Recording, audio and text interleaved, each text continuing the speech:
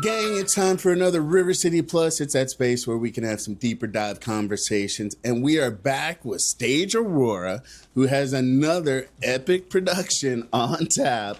And before we get into all that, so we've got Daryl Rubin Hall. He's the executive director. Michelle Crosby Grant, she plays Clara, and Manny Cadet, he is Sport and Life with an accent. You'll find out more about that in a second.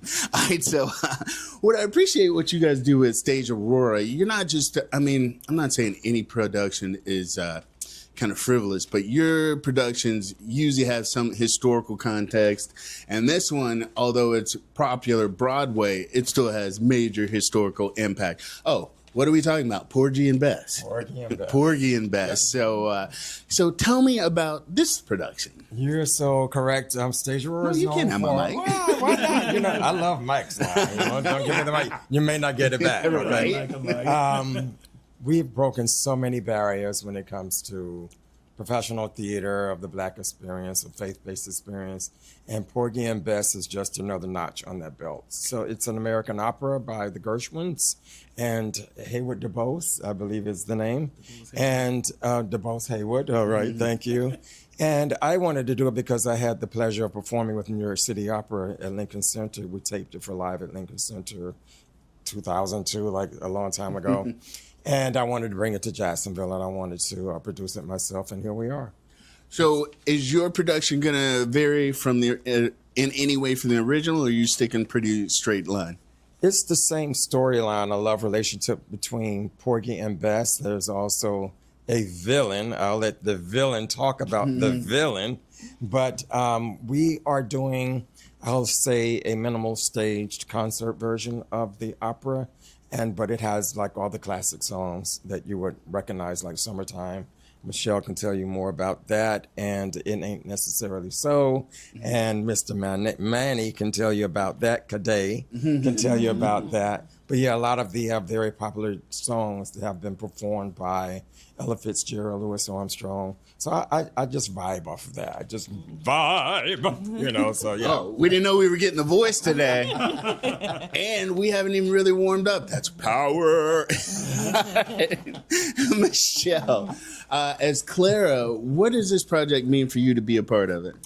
Oh, this means everything. As a classically trained soprano, this role has been my lifelong dream. And to experience that in Jacksonville, where you're not seeing a lot of operatic type songs or operas, it's a dream come true. Literally a great dream come true. And to sing Summertime is just, it's iconic.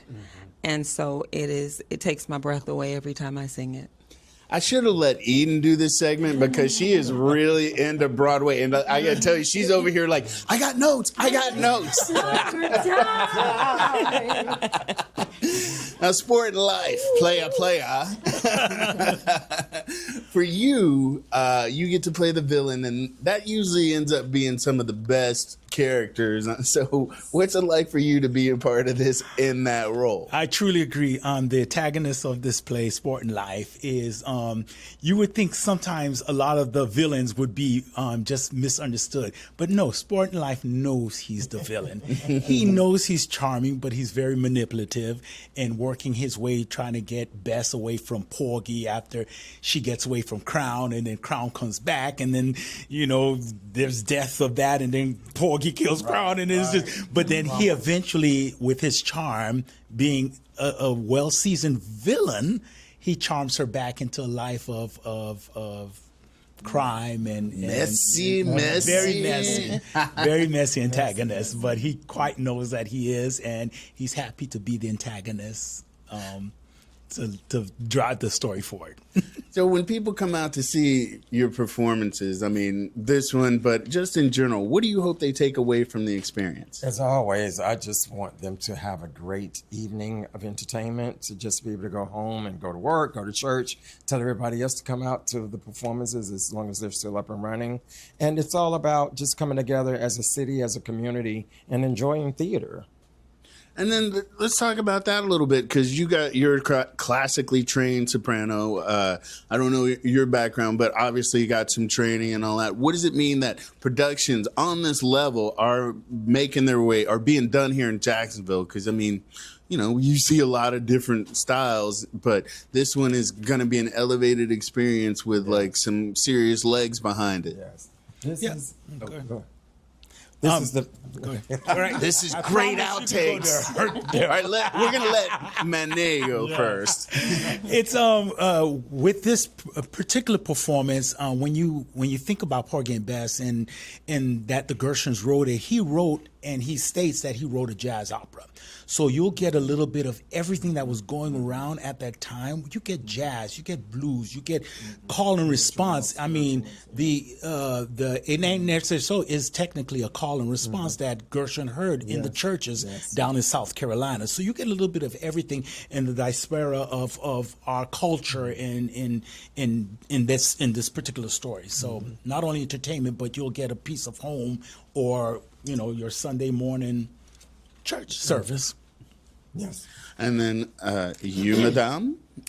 And it's just the antagonist. It's the love. It's you will feel everything that the singers are singing. You will understand the flow of the opera itself, and just the fact that it is a opera for us, and it was written for us. That just means just the world to me, because it's a part of my history. It's a part of my my coming up. So it's amazing. It's amazing to me. Go ahead. Yeah, I really am pleased with the cast that has been assembled, because in the role of Porgy, we have Edwin Jamal Davis, who just starred at the Metropolitan Opera in New York and X the Life and Times of Malcolm X. So the curtain went up and Edwin was up there singing this aria, and I was like, oh my God, that's Edwin at the bat. Okay.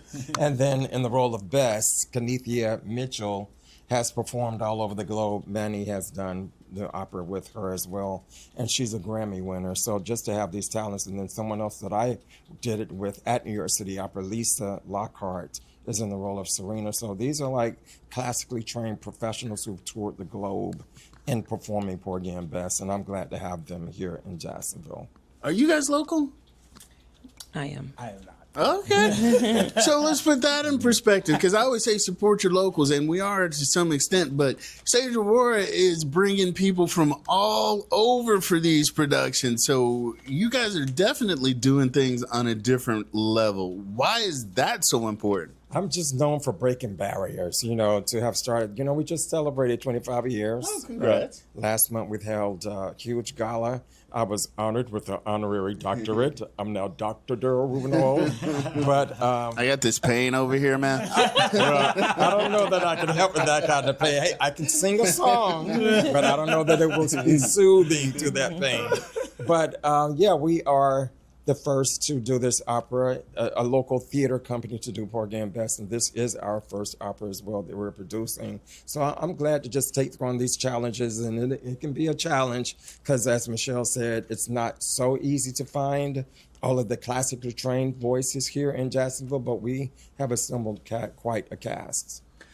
So Michelle said it's a play or an opera. It's for us, but it's like I hammer this in on a lot of aspects. It's like, just because it is a cultural aspect, everybody's invited, and this is an opportunity to connect, learn some things if you don't know, or reconnect, as Eden would do, because she loves something like this. It's something everybody in all of Jacksonville can come out and be a part of and support. So we've got our locals doing our things. Let's show the people coming in from out of town that Jacksonville reps well when it comes to showtime, and we'll tell them where to eat. So, all right. So if people want to so it's going down November 7th at 7 p.m., November 8th, 2 and 7. Right. And it's going on down at FSCJ campus, the Kent campus on Roosevelt. So if people want tickets, where do they go? StageAurora.org. That's StageAurora.org. I sense a jingle in the near future. We'll work that out. We'll workshop that. So, all right, y'all, we're going to wrap this up, but you guys stay tuned for more Plus in the near future. And as always, Monday through Friday at 9:30 for River City Live.